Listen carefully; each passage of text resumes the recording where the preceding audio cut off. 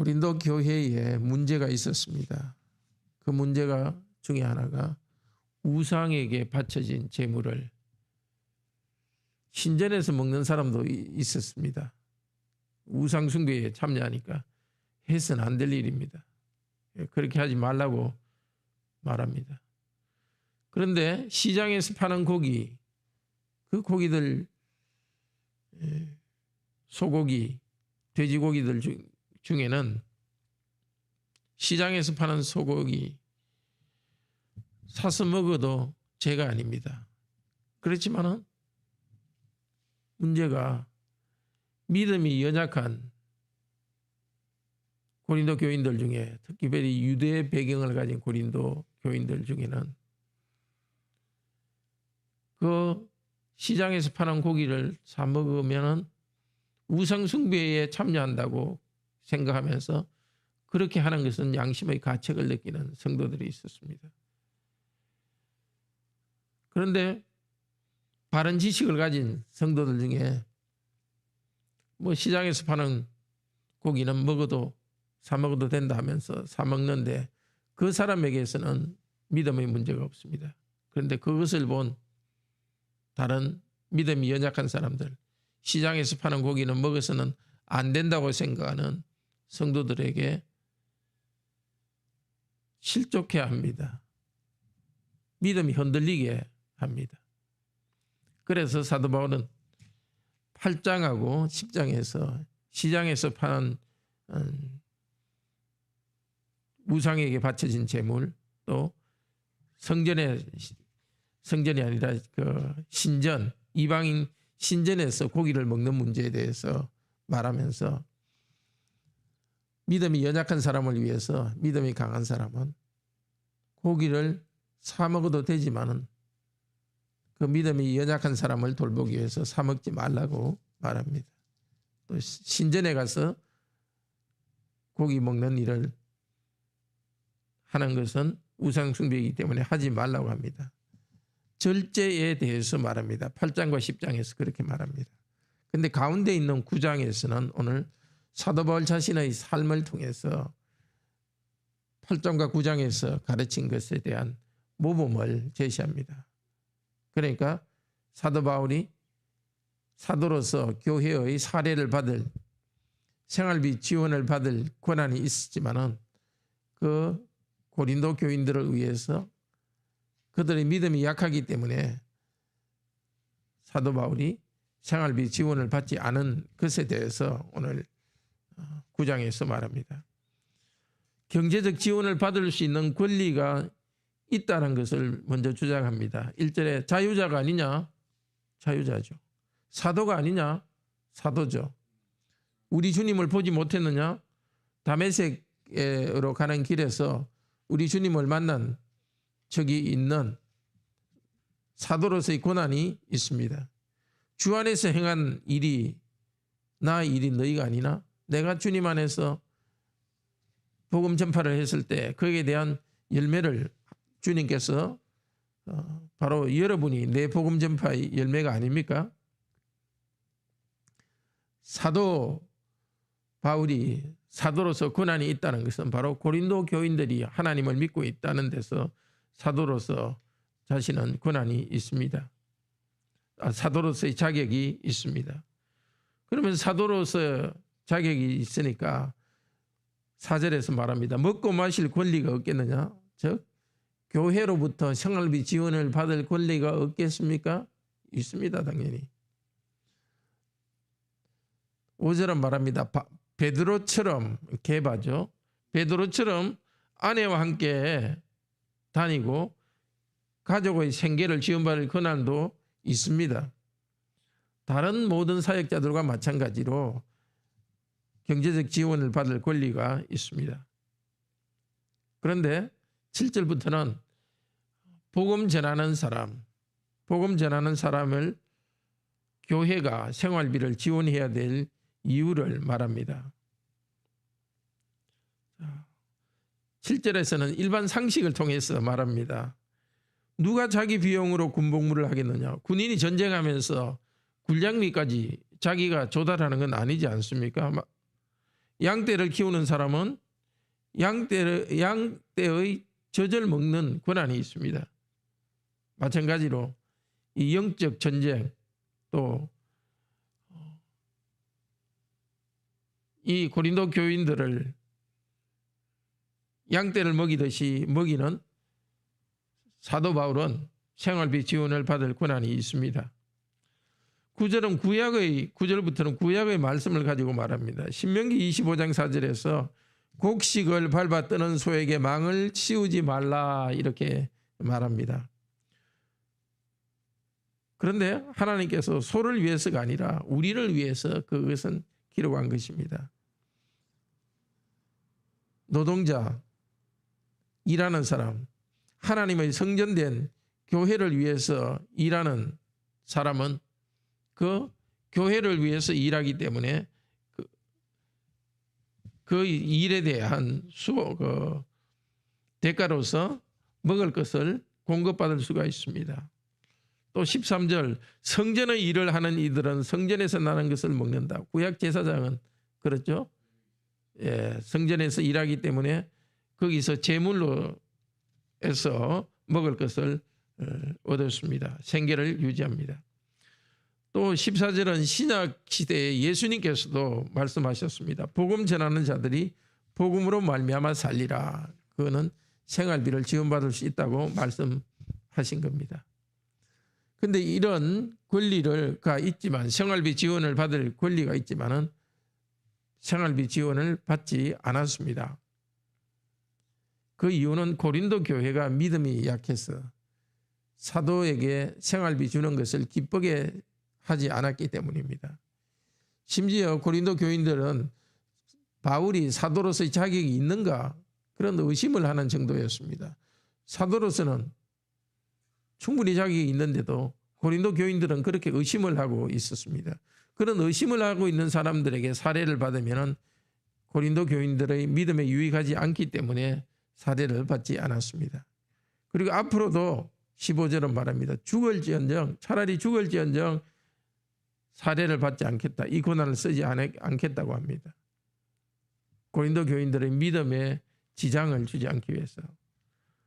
또 다른 이유는 복음을 전한다고 특별히 자랑할 것이 없기 때문입니다. 복음 전파하는 것은 부득불, 필연적으로 해야 될 일입니다.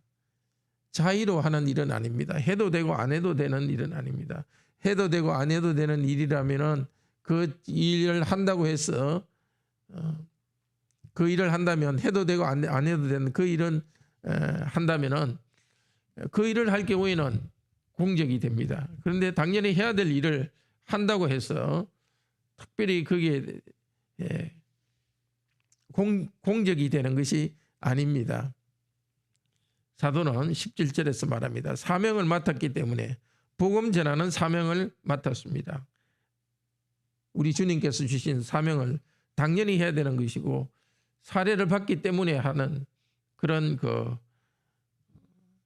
돈 벌기 위해서 하는 그것과는 성격이 다릅니다.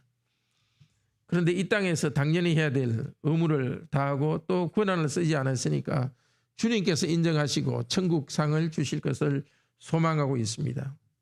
이것도 어떤 대가를 바라는 것이 아니라 천국 소망 가운데서 예수 그리스도를 닮아가는 일을 하겠다는 것입니다. 19절부터는 좀 더 큰 개념으로서 자유에 대해서 말합니다. 앞쪽에서는 경제적 권리에 대해서 말했고 19절부터는 자유에 대해서 말합니다. 사도 바울은 다른 사람에게 매이지 않는 자유인입니다. 그런데 19절 말합니다. 내가 모든 사람에게 자유로우나 스스로 모든 사람에게 종이 되었다고 합니다. 자, 율법의 구약의 절기 율법이나 나시린의 세약과 같은 그런 의식법을 지켜야 될 의무가 있지는 않습니다. 그렇지만 유대인들에게 복음을 전하기 위해서 그런 의식법을 지켰습니다. 또 율법 없는 이방인들을 얻기 위해서 율법을 지키지 또 않았습니다. 여기 율법이라는 것은 살인하지 말라, 간음하지 말라 그런 율법이 아니라 의식법, 세리모니 법을 말합니다. 여러 사람에게 그 사람들과 같은 그런 모습으로 자신을 변신한다 할까요? 그렇게 한 이유가 바로 여러 사람들에게 복음을 전하기 위해서입니다. 비본질적인 것 때문에 어떤 장애가 되지 않도록 복음을 전하고 복음의 열매를 얻기 위해서 사람들과 같이 되면서 자신의 자유를 절제했습니다.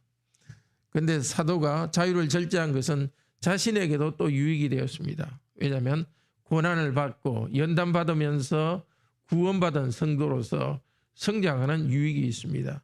사도는 사람들에게 자기를 맞추면서 자기를 낮추면서 바른 마음의 자세를 가지게 되었습니다. 이 세상의 운동선수도 영원하지 않은 상을 받기 위해서 훈련하며 절제합니다. 그런데 사도는 썩지 아니할 영원한 것을 구합니다. 영원한 면류관을 얻기 위해서 절제합니다. 영적 육상 경기에서 방향 없이 달리지 않습니다. 영적인 복싱 경기에서 허공을 치지 않습니다. 사람들을 구원하기 위해서뿐 아니라 자기 자신의 삶을 위해서 삶을 절제합니다. 27절에 내 몸을 쳐서 복종하게 한다 하는데 그 복종하게 한다는 것은 눈밑을 바늘로 콕콕 찌르는 듯한 고통을 준다는 것입니다. 사람들에게 자기를 맞추면서 마치 노예처럼 자발적인 고난을 받는 그것은 고통스럽지만 십자가를 지는 고통스러운 것이 있지만 그러나 그 일을 통해서 연단돼 갑니다. 버림을 당하지 않기 위해서다 이렇게 이야기하는데 버림을 당하지 않는다는 것은 연단된다는 것입니다. 복음 전하는 자신이 연단되기 위해서 이렇게 고난받는 것을 즐거워합니다. 로마서 5장 3절에서 바울은 말합니다. 환난 가운데 즐거워한데 환난은 연단을 이룬다고 말했습니다. 불편하지만 다른 사람들에게 복음을 전하기 위해서 자신을 맞추는 것은 사도 바울로서는 고난이지만 그것을 통해서 연단되고 단련되어 갑니다. 사도 자신은 환난 중에서 즐거워하고 참습니다. 환난을 통해서 연단받습니다. 단련됩니다. 바울은 사역자로서뿐 아니라 한 사람의 그리스도인으로서 가야 할 길이기 때문에 그렇게 자기를 절제하며 삽니다. 형제 자매 여러분, 하나님께서는 우리 모두에게 이 땅에서 일하고 또 먹고 또 하나님이 주신 것을 즐길 수 있는 자유를 주셨습니다. 그런데 하나님 나라를 구할 때 먼저 그 나라를 구하라. 그리하면 이 모든 것을 너에게 더하시리라는 약속이 있습니다. 우리가 하나님 나라를 위해서 살아가는 우리에게 먹을 것을 공급하겠다고 약속하셨습니다. 우리의 사명과 직분에 우리의 에너지를 집중하도록 합시다. 하나님의 보호하심을 신뢰합시다.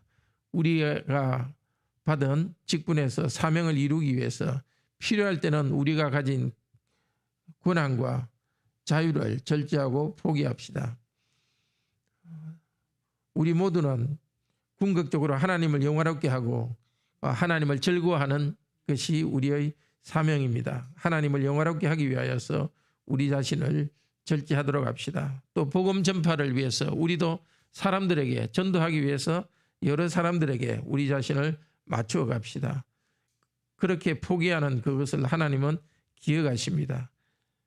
우리의 수고를 통해서 더 많은 사람들이 구원받는다면 우리는 어떠한 희생도 기쁘게 감당할 수 있기를 바랍니다. 기도합시다. 자비로우신 하나님, 저희도 사도가 가는 이 길을 잘 따라가게 하소서. 우리가 누릴 수 있는 권리, 자유 있지만은 복음을 위하여서 필요할 때는 그것을 포기하는 그런 절제의 미덕을 가질 수 있도록 하소서. 여러 사람들에게 저희 자신을 맞추면서 사람들에게 가까이 다가가서 복음을 전하는 복음 전파자가 되도록 저희들을 인도하여 주소서. 무슨 일을 하든지 하나님을 영화롭게 하고 하나님을 즐거워하는 이 사명을 다하도록 저희들을 인도하여 주소서. 우리가 이 땅에서 받아야 될 것을 적게 받는 것 때문에 억울해하지 않도록 하시고, 복음을 위해서라면 적게 받는 것도 기쁨으로 감당하게 하소서. 흩어진 우리 성도들 오늘도 주님께서 힘을 주시기를 원합니다. 질병 가운데 있는 성도들 주님께서 치료하여 주시옵소서.